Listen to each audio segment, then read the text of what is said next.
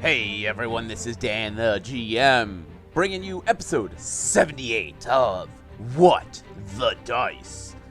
Now, I know you guys have been listening to us a lot because I keep seeing our download numbers climb and climb. But I want to ask you all to do one thing for us. Rate us. Go on to Apple, Google, Spotify, Podchaser, any of the rating sites, and give us a review. I try to find them, and I try to respond to them if I can find them. If you do rate us, you can send me a link to it on our Discord or on our Twitter, and I will definitely take a look at it. And as always, don't forget, join our Patreon. We got all sorts of really cool stuff going on there. Other than that, I got nothing else for the announcements, so I'm going to let you get on with this week's episode. I hope you guys are enjoying this murder mystery, because it's a doozy.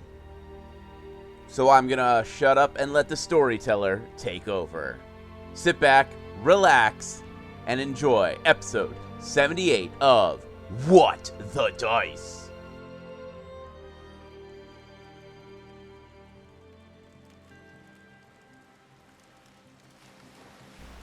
Looking out across the beach line, we watch as the foam of the ocean crashes down upon the sand. The tide pulling out small pieces of seaweed and other small plant life.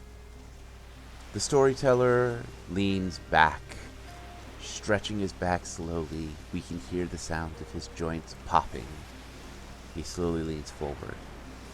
Well, my friends, it seems as if murder has happened, and the Alpha team, as they would, got involved. For nothing more than a chance to move on and not be stuck at a port for however long it takes the local authorities to sort out who done it. But this means that Klide, Phae, Kilila, and Defibulous must now sit, listen, question. For with a murderer on board, you do not know who might be next, or what they are actually after. But I am sure the skilled eye of Klide will find the motive and the murder. The keen mind of Phae will clip the puzzle together. And Kalila's keen sense will keep them on track.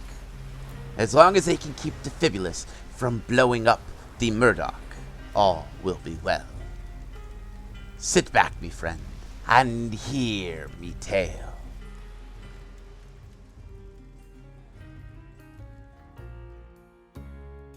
Alright, so, recap time. It's been a while, so give me a sec to remember what happened.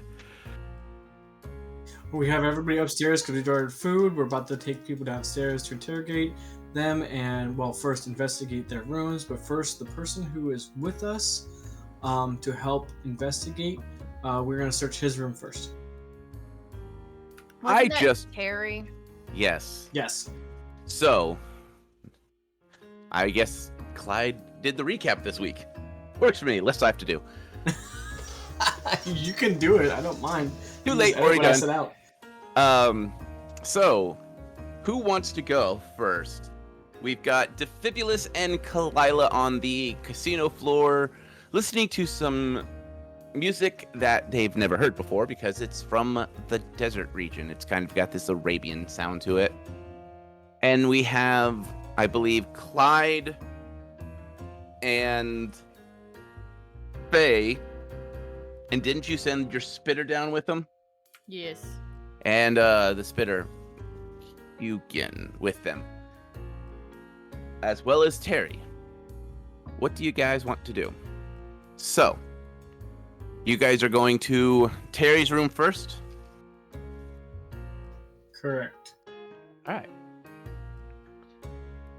Terry opens the door to his room. His room is very, very simple.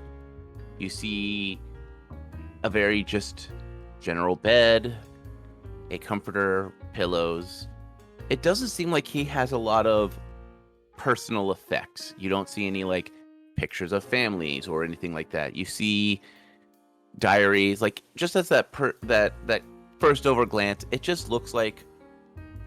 almost looks like it's a guest room.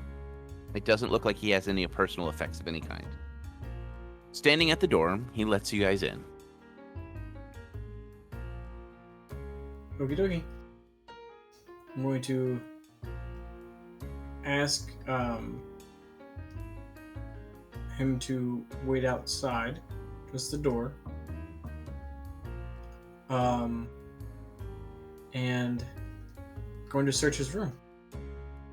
He steps out. Faye, are you going to be helping Klide search this room, or are you going to go meander off and search other people's rooms? I'll go ahead and help search this one. Yeah, because remember, Terry's going to be the advocate that we aren't taking anything, so we can't search any other rooms until we search his. All right. Go ahead and roll perception for both of you. Okay, and by searching, I'm going to be like very thorough, looking for spaces in floor and wall, that kind of stuff. Okay. So lots of taking my time. All right. Holy crap. 23. All right. And Faye. I have rolled a 29, and I am searching the unusual hiding spots. Okay. As you begin searching through, you find a copy of his contract with the Murdoch. Apparently, he is supposed to be... This is his last trip with the current crew. You do see a copy of a renewal, but it has not been signed by the captain. All the other crew had signed saying that they did want him on board and were accepting his increase in salary. But the captain seems to have denied it by not signing, or hasn't gotten around to it. Digging around a little bit more, you find some standard personal effects diaries, and as you flip through them, they almost feel mechanically written. It's very, today we went from this port to this port, we picked up this many passengers, according to the manifest we are up X amount of gold, things like that. Faye, you find something interesting. It dates back 5, maybe 6 years, and you see a note. It's written a little bit more relaxed, and it's almost like a diary page that has been ripped up or ripped out and just stuffed in a corner to be forgotten. Talks about how he gave up a lot living in the holy city the moment the chance that an opening on the Murdoch opened up. He was a house steward for some of the most prestigious families, but he's always wanted to be in the air. The Murdoch being one of the best ships you could possibly be on. It seems as if once he signed the contract, there was a notice sent to the Murdoch saying that they are never to be allowed to land or come near the holy city again. And it is a formally written letter from the Paladin Order itself. You see a copy of it that has been hastily written, but there are no names or anything like that. It's just that formality letter. Hey, Clyde, come check this out. Clyde will go over and read what is on it and make note of it. Okay. Do we find anything else? No, it's just, it seems like it almost feels like he has always viewed himself as a passenger, because you see no personal effects. You don't see trinkets or anything, where in the captain's quarters, Faye, you would have seen, everything was decorated to his decor. He had trinkets or bits and bobs from different docks that he went to or that they regulared. This one is very sterile, is the word I'm looking for. Any personal clothing, or is he just all uniforms? You do see some relax wear, which would be, something attuned to resting, like street Jammies. clothing. Jammies. Not yeah. even, he might not even have jammies, but it seems like everything he owns is in the Murdoch's uniform colors and has a very similar look to it. So at a glance, it might look like he's in uniform.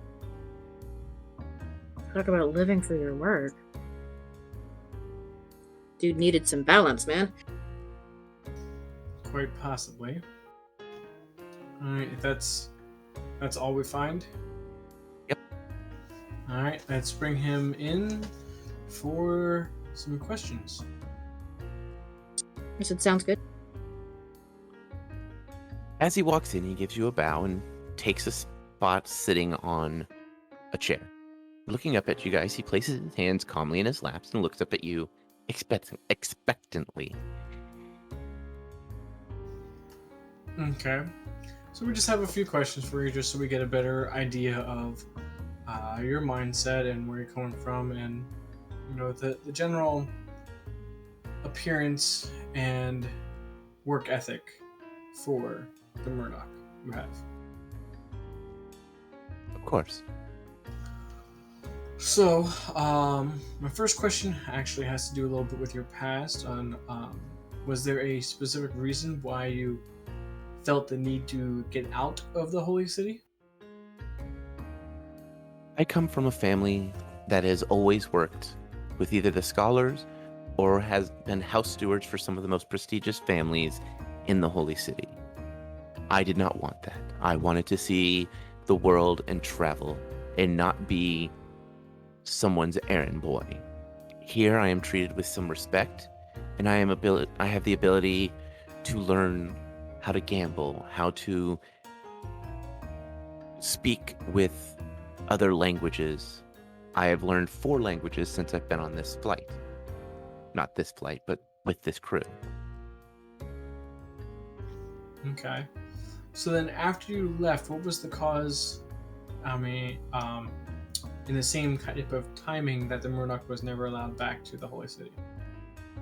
He gives a light shrug and he goes, by what I know, it was something to do with the captain. But Okay. I do not get myself involved in the captain or any of the other crew's personal affairs. That is not how I work. Okay, then if you do not get involved, why do you have the notice of the Murdoch not being able to go back to the Holy City? Everyone was given a copy of it. Yes, but as you said, you're not involved in the things, but it seems a little weird that you've been on the Murdoch for a very good period of time and still have this notice with you.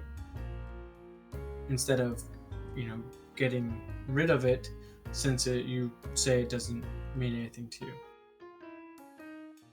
It is a piece of paper. It has no value for me or for anyone. What happened between the captain and whoever, or the crew and whoever, before I signed on, is a little of my concern. They have paid me well to do this job, and I have done this job. Okay. And you don't have any, is there a reason why you don't have any other personal effects in this room? Does that kind of underneath the fact that, it doesn't really bother you to have anything here, or? I am a simple person that doesn't need a lot. I prefer to do my studying and my reading with the books that are brought aboard, and I return them or borrow them from nobles as they come aboard. Past that, I enjoy the gossip and the talk and the learning of the language. My family were house stewards. We never really had much. So living with just the bare necessities seems to be the most poignant way to live. I can pocket all of the gold, and if I ever decide to leave and start my own business or buy my way into nobility, I would have that ability. Okay. So, would you say that everything in this room has some sort of meaning towards you that otherwise you would be, or one, it wouldn't be here, or you would just be getting rid of it, like the books you can give back, the personal effects, nothing up on the wall, that kind of thing? He looks around and he goes, "If you are accusing me of murder, I would not murder. I am against violence in all forms. I am trying to save the money so that I may either purchase my way into partial ownership of the Murdoch, or that I may end up one day being able to purchase and acquire my own Zeppelin." I'm not accusing, I'm just asking consistent questions that I will probably be asking every single person that we come across, just because having some sort of base background will help me in the investigation.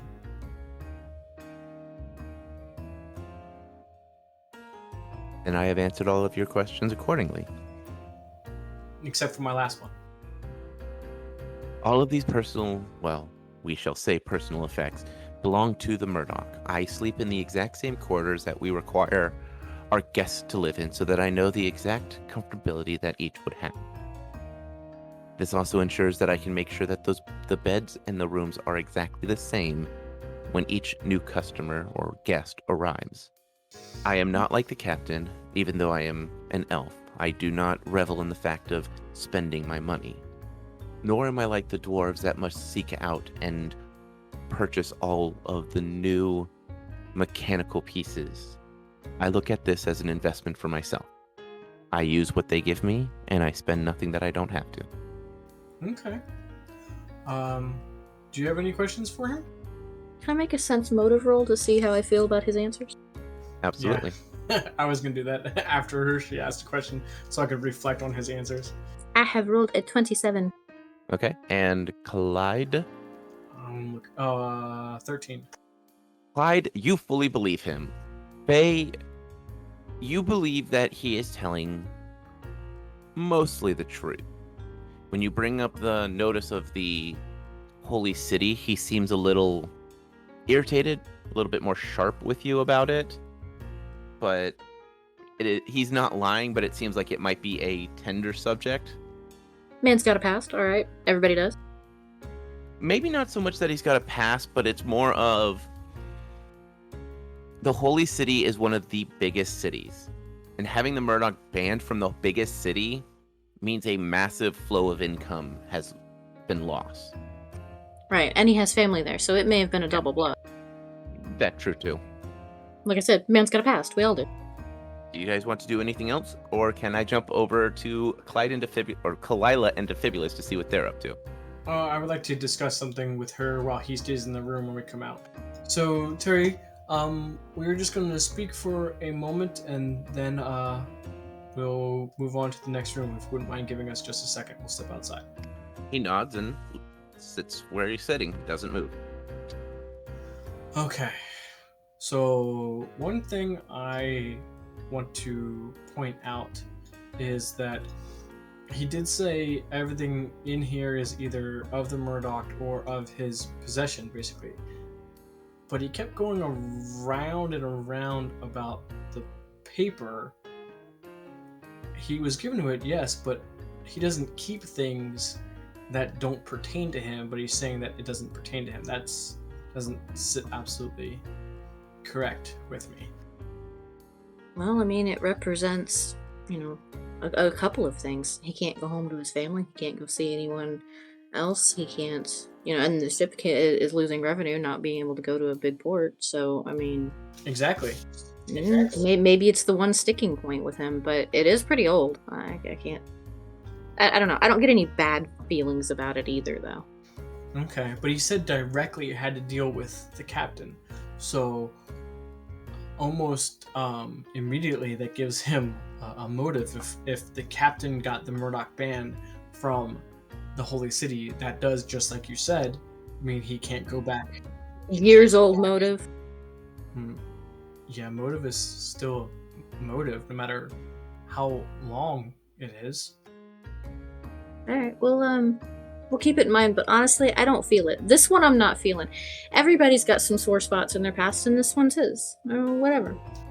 Well, I understand that you think it's whatever, but this is a murder situation, so it's not really whatever, because he has 2 contracts. One is renewal that he's not signing, so his current contract is up.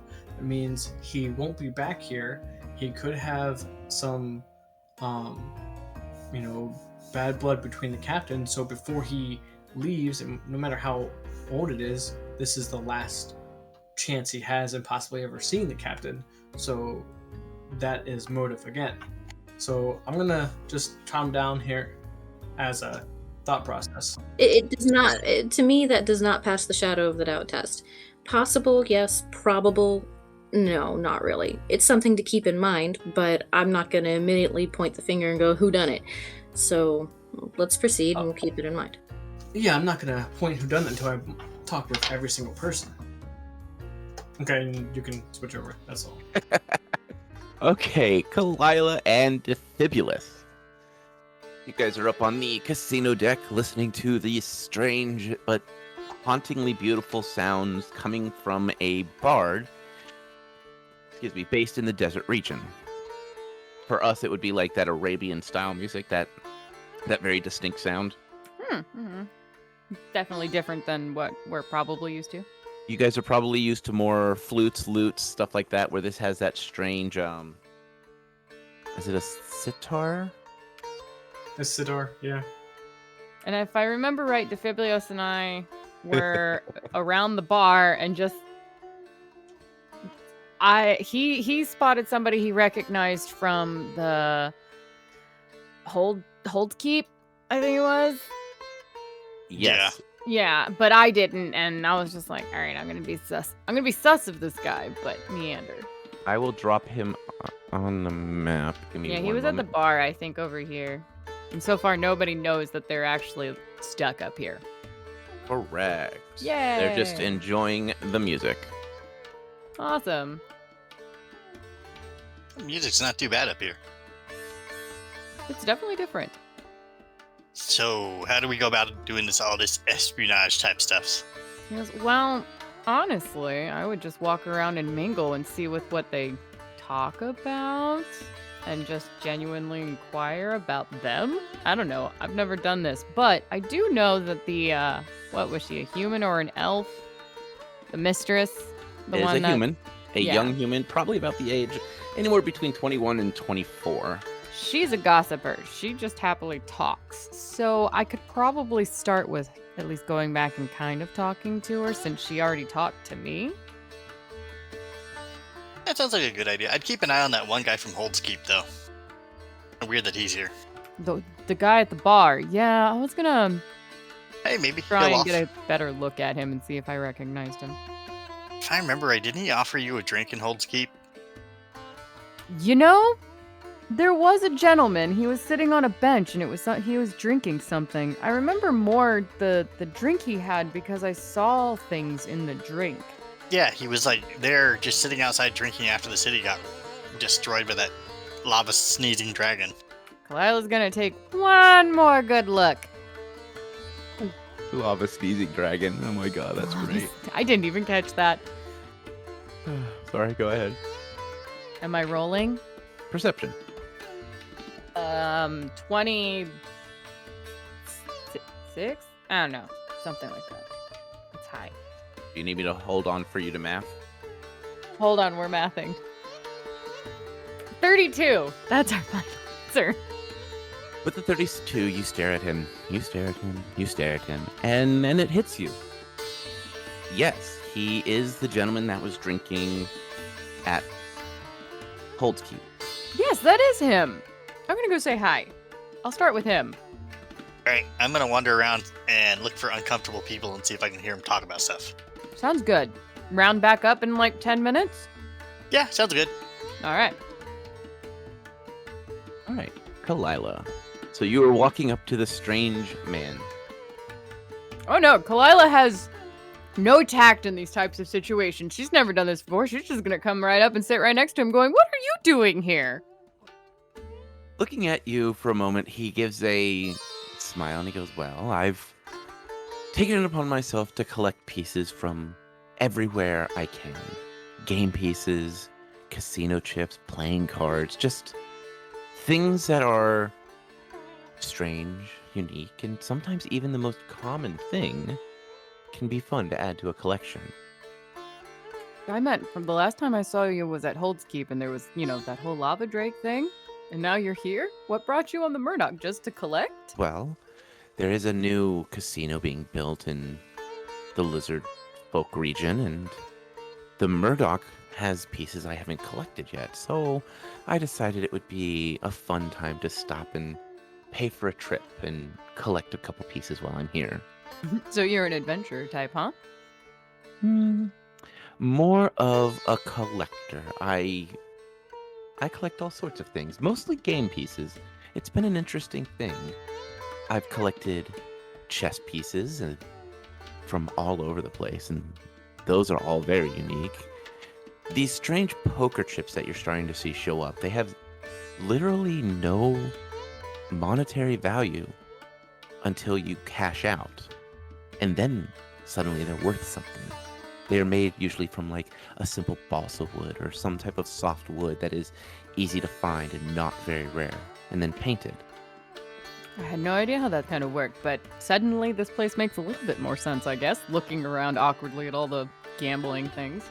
He reaches into his pocket and pulls out a simple wooden chip, about the size of a gold piece. It has been meticulously carved and given grooves and then painted with very simple paint. In the center is just a M, and on the back looks like a symbol of a cloud or maybe the Zeppelin itself. He goes, I collected this just recently. It was fun playing that strange game of cards counting to 21. I didn't win anything else but this one chip, but that's all that I wanted. I'll just look at the chip and listen along. Do you have any more questions for him? Not at this moment, so you can jump to Defibulous while I think. Defibulous! What you doing? And he's gonna use his short stature and kind of mingle around the people, listening to conversations, look for anyone who kind of just seems like they're uneasy about being up here. Okay. Perception. Nat 20. Nat 20. As you look around, you notice that the elf woman, the halfling, the human, known as Golcat, and the half-orc, the fancy man, Baka, are sitting at the 21 table and are gambling.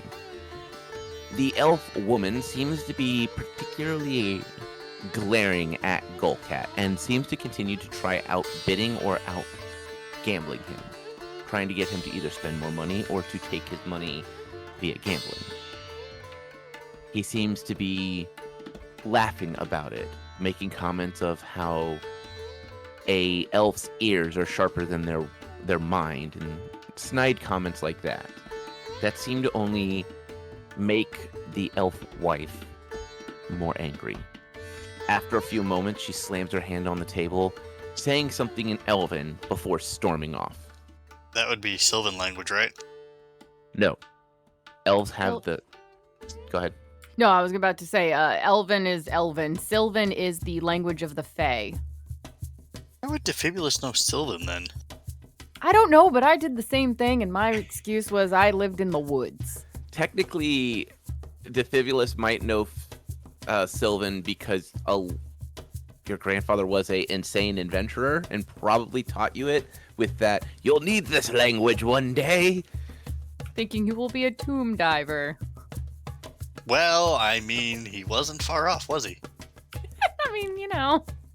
I just need to find somewhere to put that Sylvan language to use.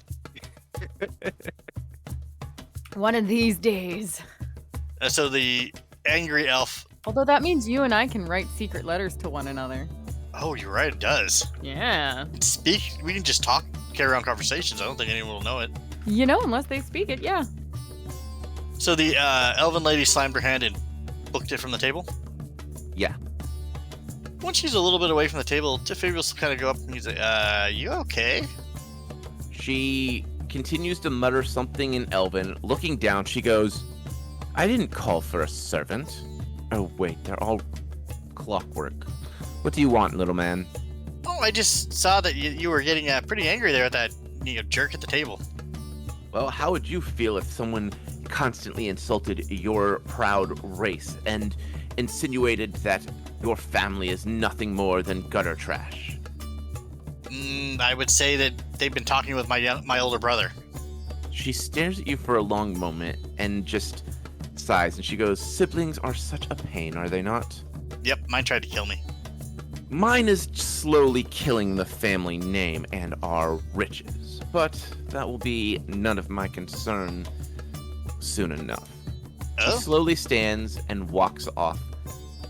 Defibulous will kind of trot behind her, so... You like gonna kick him to the curb or something? No, mother and father are going to cut them off from the family riches and let them squander what little money they have doing whatever they are doing to earn their ill-gotten gains. You know, that's a smart idea. I mean, my older brother tried to drive my family business into the ground. Oh, and what did he do? Did he garden? You seem like the type that would garden. Oh no.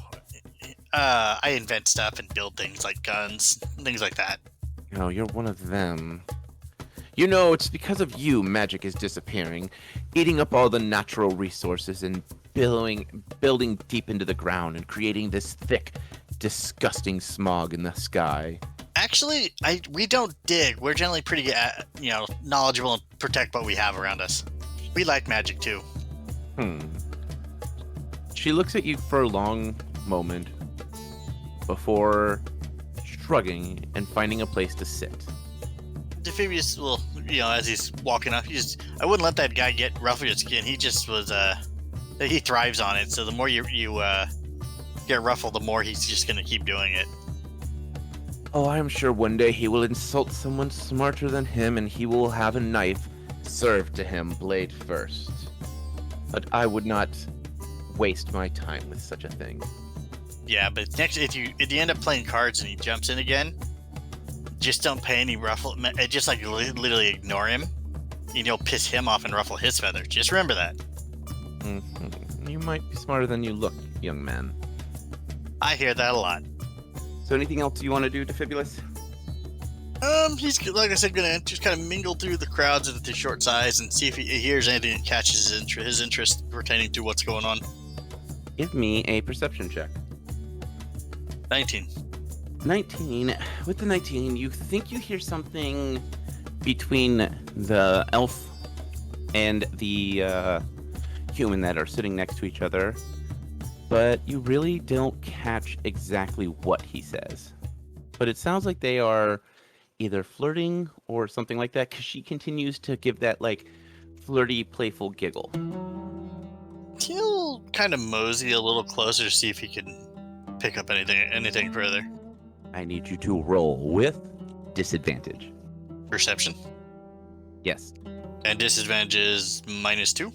Roll 2, keep the lowest. Oh, okay. Look at that. Co-GM on the win. Woo! Do I still add bonuses and all that? Yep. 19. All right. With the 19, you're able to hear something about her getting some of the money from the purchase of the Murdoch so that she can start her own fabric merchant. Being basically like, what is it? People who make fabric or silks and stuff like that. Textilist? Yeah, that's the word I'm looking for. You're welcome. So a textilist. So it sounds like she wants to start making her own silks. Or at least that's what you caught. Or think you caught. Defibulous will go up to them and introduce himself. As you get close, they both stop talking about whatever they're talking about, and she starts to giggle. She's like, "Aw, he's such a cute little man. Is he one of those gnomes?" The elf looks at you, gives the roll of the eyes of, "This woman is very not bright," and nods. He goes, "Yes, he is probably a gnome, and he's probably part of the crew. Am I right, sir?" You are correct that I am a gnome, but I am not part of the crew, actually. I didn't think any gnomes would be able to afford the ticket to this luxurious aircraft. Well, I do have a bit of money of my own. That's surprising. So what brings you aboard? Oh, I have business down in Godfell. And here I thought Godspell wouldn't do with anything but a dwarf. Well, it's nice to see that they finally opened up their gate. Maybe they'll allow me to finally purchase what I wish to purchase from them. Oh, what you looking to buy from them? Well, they have a strange stock of new materials that seems to make weapons lighter and stronger, but they refuse to let anyone but dwarves purchase from them. I've been told that, and lighter weapons, armor, incredibly advantageous. Yes, I was planning on selling them to some of the royal elven knights to acquire a bid with them, expand my purchasing empire. I mean, that's a wise idea, and with that type of cornering on the market, you'd be doing pretty well for yourself then. More so than I already am, but yes. So, who is the young feline that travels with you? Is she your pet? And I'm assuming that the man wearing the heavier armor is possibly your bodyguard? He definitely does act like a big walking shield, so yeah. My friend, she's one of my associates. Interesting. I didn't think cats have evolved past eating fish raw in little tiny stick villages. Well, But I haven't had much time to travel outside the major capitals. She has a unique ability to find a good path right through the forest every time, and it makes moving large shipments and whatnot so much easier. Maybe I might have to acquire some of them for tracking and some guard work. Wonder how much they'd run. Couldn't tell you. Well, if you'll excuse me, I have a private conversation to get back to. He gives you that flippant dismiss with the hand and starts to speak in Elven to the female, who you can tell is either just learning Elven or is bad at Elven. Defibulous will smirk and go find where Kalila has settled down at. You see her next to the collector. Kalila, did you think of anything else you wanted to ask him, or is there anything you wish to do? I was going to say, at some point I would have gotten up and wandered around trying to eavesdrop for a new conversation, since, I am supposed to be doing a gerb. Not just being fascinated with some dude I've already met before. All right, roll perception. Nat 1. You got distracted by a very pretty cloud. All right. So I'm over by a window watching a cloud. Yes. Klide and Phae. It is y'all's turn. I'm not. No. Nope. Yes. That was a perception. Okay. Now I have to leave it in. Great. Haha, Now, you're welcome. I'm not sorry. You shouldn't be. Sorry, not sorry. just wait. Your comeuppance will come. It already did. I've already been had. Well, you know what? Since you've already been had, we're actually going to call this episode here. Egad!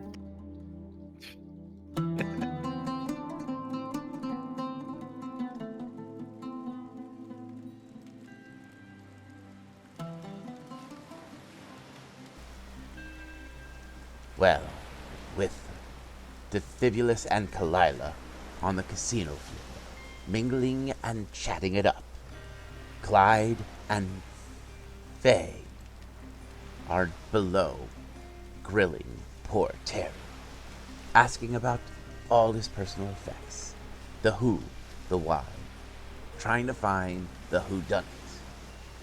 Well, the team has quite a task in their way. Let us hope they find the murderer before one of them end up dead. Well, me friends, that's all the time we have for this eve. And as always, may the dice gods bless your every roll.